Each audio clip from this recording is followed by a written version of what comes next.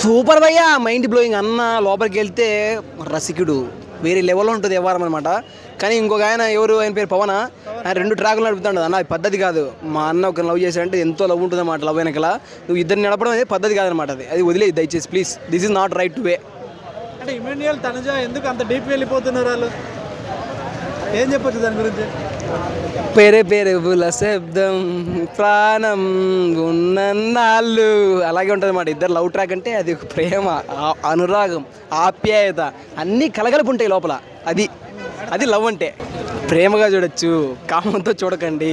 లవ్లో చూడండి, ప్రేమగా చూడండి. అది లవ్వు, అది ప్రేమ. అది మరి తనుజ యాక్సెప్ట్ చేస్తాడరా? యాక్సెప్ట్ చేసింది భయ్య. అలా అంది లేదు, అంత లేనిది అలా మాట్లాడదు కదా. నువ్వు అలా చేస్తే ఇలా, మరి అలా కాదు కదా అంటుంది కదా. మరి వేరే అయితే అది వేసేటోళ్ళు అట్లా. అది లవ్ ఉంది కాబట్టి నడుస్తుంది వ్యవహారం. ఆర్మీ పవన్ ఇక్కడ రితుతో నడిపిస్తున్నాడు, అక్కడ తనుజతో నడిపిస్తున్నాడు. ఏం చెప్తాడు? అది నచ్చలేదు నాకు. ఇది పద్ధతే కాదా? లోపలికి వెళ్ళిన తర్వాత ఒకరంటే ఓకే, ఇది ఏంది, ఇది పద్ధతి అనా? అది ఫ్రెండ్షిప్ కోసం చేస్తున్నట్టున్నా. లేదు, తప్పు తీసుకోదండి భయ్య. ఇది ఇస్ నాట్ రైట్. పవన్ ఎవరు యాక్సెప్ట్ చేస్తారు? రితు యాక్సెప్ట్ చేస్తారా? రీతునే. వాళ్ళిద్దరు నడుతుంది, వాళ్ళిద్దరు వీళ్ళిద్దరు. ఎవరు కాంబినేషన్ బాగుంటుంది అన్నా?